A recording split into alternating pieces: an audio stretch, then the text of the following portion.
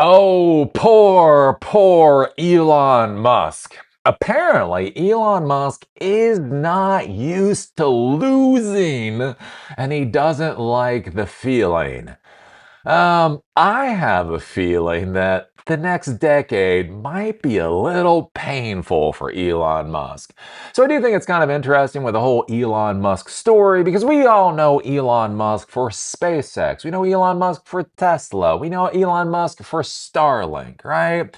And basically, these are businesses where he was a first mover in these particular areas. And then for some reason, the competition, at least within the United States, never really materialized, right? I talk about this with Tesla. Now, to be clear, when I talk about Teslas, motherfuckers, I own a Model Y. I literally own a Model Y that I prefer not to drive. I'm just going to put that one on the table, right? I have a plug-in Ford Escape that I absolutely love to drive, and we also have the Model Y. Well, one of the interesting things when we look at the electric car revolution is that basically Elon Musk proved that electric cars are viable, right? With the superchargers, with building the Teslas, the whole nine yards, he proved that you could actually mass manufacture electric cars and that a lot of people would purchase the electric cars. So one of the curious things is, right, if you go back to 2010, it makes sense that Ford or GM wouldn't really care what Tesla is doing. Oh, look at this car company building tens of thousands of cars per year. Who the hell cares? I think Ford makes like 10 million cars per year. Tesla didn't even show up on the radar. But then the curious thing is that as time has gone by, as electric cars have been proven, that especially with the American manufacturers, they're still just twiddling their thumbs, right? As I've talked about before, again, I just talked about, I love my plug-in Ford Escape, a hybrid, and I would be happy to buy a fully electric Ford Escape. The Ford Escape is a good vehicle. As I've talked about before, when you sit in a Ford, it feels like it was designed for you. When you sit in a Tesla, it feels like it was designed for Elon Musk. I mean, it just is, right? You sit there like the mirrors are good, the seats are good, the fit and finish, the feel, everything, right? I would be happy to buy an electric Escape. But here's the deal: Ford just doesn't want to build an electric Escape, right? They built the F-150 Lightning, and then they stopped. It was like the most successful American electric truck on the market. And then they just stopped. They are doing the Mustang Mach-E. There's some issues with that. But the curious thing is even now at this point in time, when there should be a lot of competition for electric vehicles in the United States, it just simply hasn't materialized, right? You look at SpaceX, right? Basically, private space launch capacity. Elon Musk goes into this. Elon Musk almost goes broke, proving the concept. He has now proven the concept over many years. And the competition just weirdly isn't there. Like you look at Blue Origin, right? Blue Origin was supposed to be competing with SpaceX. And the thing is, it's not like Blue Origin is 5 years behind SpaceX. It seems like Blue Origin is damn near 15 years behind SpaceX, even though there are other players trying to come on the market. SpaceX not only has the dominant position, but the competition just doesn't seem to, I don't know, be able to move forward for whatever reason, right? Even you look at Starlink. Starlink is the satellite-based internet service that seems to be doing good things. Look, I've never been snarky about Starlink. You have Amazon. Is it called Leo?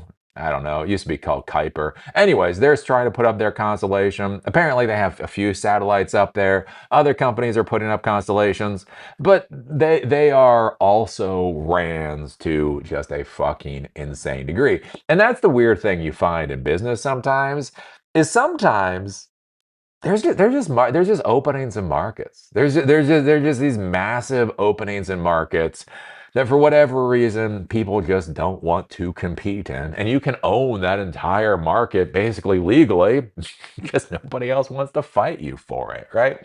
So, anyways, what's interesting now with Elon Musk turning SpaceX into an AI company, the thing that I find bizarre about this is he is now going into a space where there is just a tremendous amount of competition, like a stupid level of competition. And in that world, surprise, surprise, He's not actually that competitive, right? When he is the only person selling a product in a particular category, it looks like he does pretty well. When there is an absolute metric crap ton of competition, it doesn't seem like he does so well. So we've talked about that before with Grok. And Grok is the also ran of also rans, right? When I think of Grok, I think of enterprise class CSAM.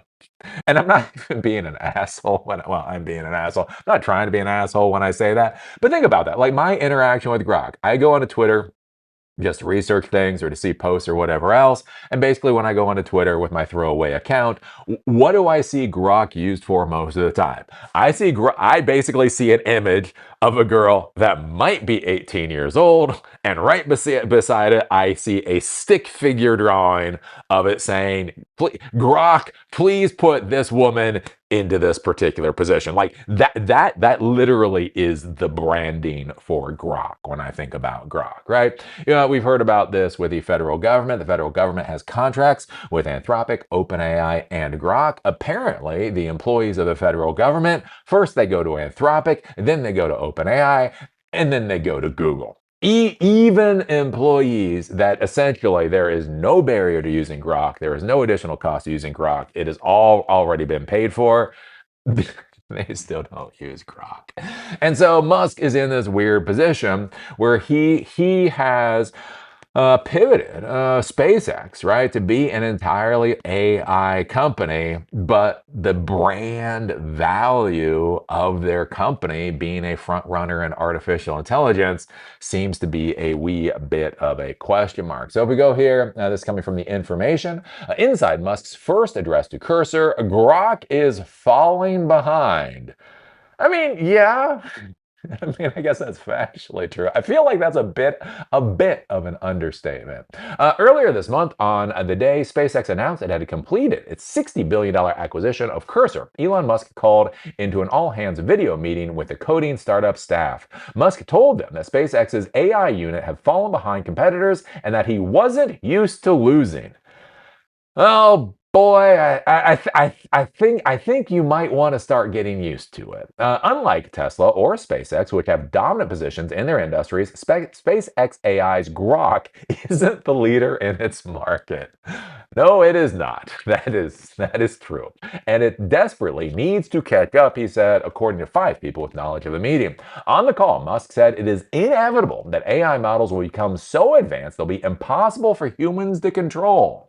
And I do find this to be this interesting thing, right? This is this narrative, this is a story, this is this thing coming out of the 1980s, right? So the Gen Xers, we were growing up in the 1980s, we watched the science fiction shows, we were reading our little Shadowrun books, cyberpunk was cool, and there was this idea about things like artificial intelligence and what all of that stuff actually means. What I find fascinating is when we listen to people like Elon Musk, or we listen to people like Sam Altman, what they are talking about has more to do with the storyline coming out of the 1980s than it does the technology stack, right? It is inevitable AI models will become so advanced they'll be impossible for humans to control. You do know you can just unplug the damn thing.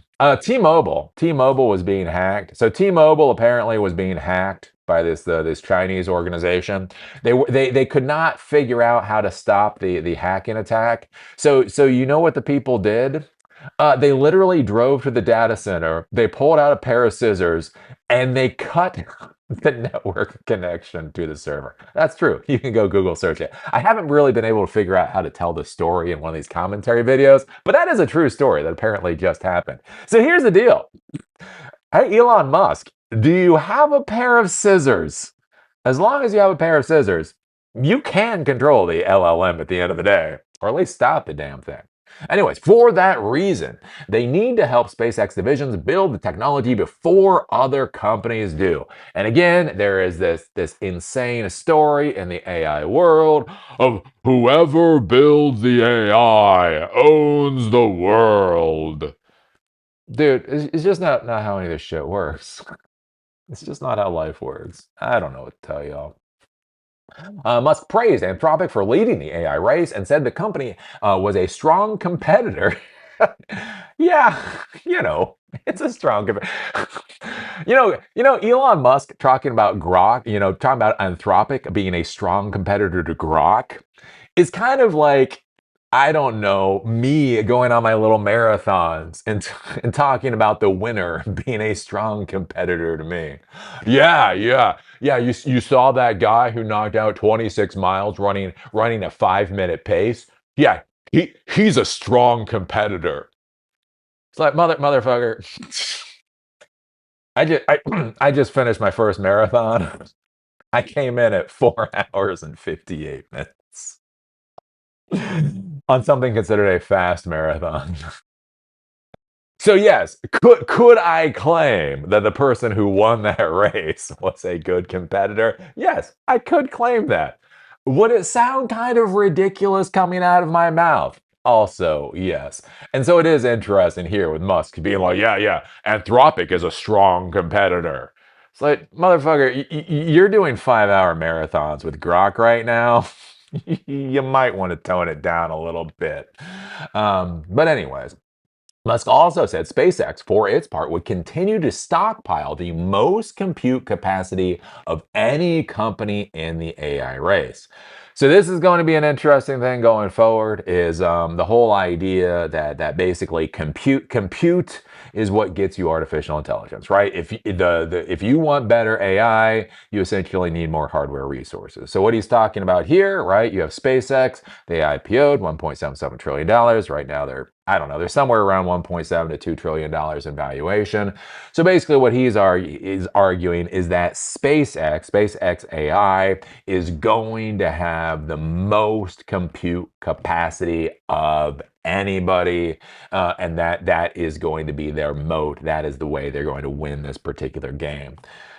As I've said many times before, I highly question whether that's just simply the right tact to go down, whether that's the right strategy for anything about artificial intelligence. It's interesting. One of the articles I'm going to read later is talking about Thomson Reuters. So Thomson Reuters came out with this kind of legal co-pilot AI system. They were able to train it for $40 million, and they trained it off of all of their own proprietary information. So this is an AI, it's an LLM for an AI system specifically for business and legal tasks, that's been trained only on high quality proprietary information and has been vetted, with actual human intervention and all of that kind of stuff. And what they're talking about is literally truly what an actual technology professional would consider enterprise class LLM to solve a particular set of problems. So it is interesting here, again, with Musk continuing to push this idea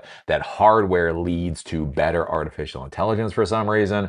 I do wonder where that is going to go. And that's the thing that I talk about with everybody. This is not particularly being snarky on Elon Musk specifically, but everybody has their time.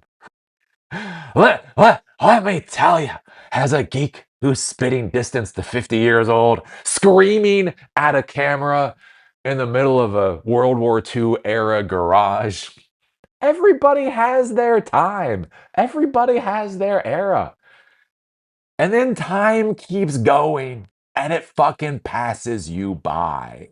And so I do think this is interesting with Musk pushing this particular vision of artificial intelligence. It does strike me as if the world has started to pass him by, that his vision no longer comports with what the future looks like. But maybe that's my thing. Maybe that's my bias. Cursor leadership told some staff that SpaceX leadership had approved the company's hiring budget and encouraged the startup to ramp up hiring for sales staff. Cursor's headcount more than quadrupled over the past year, largely driven by heavy hiring in sales and marketing, areas where the company has brought in dozens of people each month since April. So this must be where SpaceX is basically trying to get the message out and trying to sell their products. One of the things, again, if you ever start, create a tech startup or whatever else, is at some point you're going to have to bring in the sales staff. What is hilarious is when sales staff come into a geek business. You have a 100% geek business. And then you got to bring in the salespeople. And the reality is, a lot of technology businesses fail because they do not value biz dev enough, right? Good biz dev people are worth their weight in gold. Bad biz dev people should be shoved in a pillow sack and thrown in the middle of a lake. My opinion, it's a joke. I mean, it's a joke because if you do it, you'll go to jail. I mean, if you didn't go to jail, maybe it wouldn't be a joke, but you would go to jail. So it is a joke. But, anyways, you bring in the salespeople because they're the ones that actually can close the deals for you, sell your product. So, if Cursor is actually bringing in more and more salespeople, that shows that they're focused on actually trying to sell their products. So we will see where this goes for SpaceX. I just kind of think it's interesting. Again, Elon Musk coming out saying that he's not used to losing, but in this particular market space, he just has far more competition than he would have had in the past. And I don't see space where SpaceX breaks out with this. I literally, all the snark, all the Elon derangement syndrome aside, I don't see where this becomes the blockbuster company for them.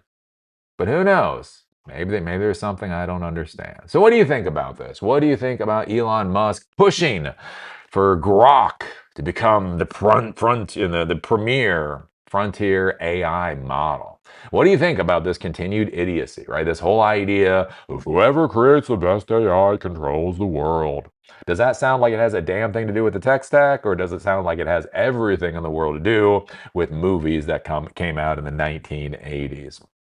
What do you think about Cursor investing more in sales and marketing, that type of thing? Put your thoughts down below. If you like these episodes, do remember they're on Spotify and on Apple Podcasts. Link is down below. If you want to follow me on LinkedIn, there's a link down there too. With that, see y'all later.